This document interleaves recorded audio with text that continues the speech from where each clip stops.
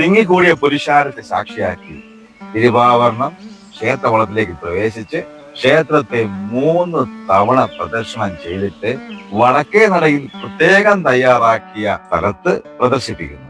തിരുവാഭരണ ഘോഷയാത്ര നടക്കുന്ന ആ ദിവസം മാത്രമേ ഈ തിരുവാഭരണങ്ങൾ നേരിട്ട് കാണാനുള്ള അവസരം ഭക്തജനങ്ങൾക്ക് ലഭിക്കുകയും കാശിമാല, പച്ചപ്പതക്കം, പാലയ്ക്കാമാല, അല്ലാതെ കുറെ മാലകൾ, നെക്ലസ്, പിന്നെ വളകളിൽ തന്നെ വ്യത്യസ്തമായ വളകളും, മോതിരം, അത് കല്ല് വെച്ചതുകൊണ്ട് കല്ല് വെക്കാത്തതുകൊണ്ട്, പിന്നെ മുലഹാരവും കാൽച്ചിലമ്പുകളും, ഇതൊക്കെ അടങ്ങിയതാണ് ഈ തിരുവാഭരണം പെട്ടി.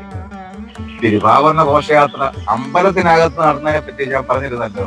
2021 കോവിഡ് കഴിഞ്ഞിട്ടുള്ള അടുത്ത അശ്വതി പൊങ്കാലയ്ക്കാണ് അമ്പലത്തിനകത്ത് തിരുവാഭരണ ഘോഷയാത്ര നാമമാത്രമായി നടന്നത്. ഇതാ ഇവിടെ ഈ നാഗരാൾത്തറയ്ക്ക് മുന്നിൽ നിന്ന് തുടങ്ങി വടക്കേ നട വരെ മാത്രമാണ് അന്നത്തെ തിരുവാഭരണ എഴുന്നള്ളിച്ചത്. കർശനമായ നിർദ്ദേശം ഉണ്ടായിട്ട് പോലും നിരവധി ഭക്തജനങ്ങൾ മാസ്കും ധരിച്ച് ഈ ചടങ്ങിൽ പങ്കെടുത്തു. അണിയറപ്പുര ഉൾപ്പെടെയുള്ള വയൽ റെഡിയായി കഴിഞ്ഞു. തിരുവാഭരണം എത്തിക്കഴിഞ്ഞു. ഇനി ദിവസങ്ങളല്ല, മണിക്കൂറുകൾ മാത്രം. അമ്മച്ചി പുറത്തേക്ക് എഴുന്നള്ളുവാൻ ഇനി മണിക്കൂറുകൾ മാത്രം. അതിനായി നമ്മൾ ഓരോ വെള്ളയണിക്കാരും കാത്തിരിക്കുന്നു.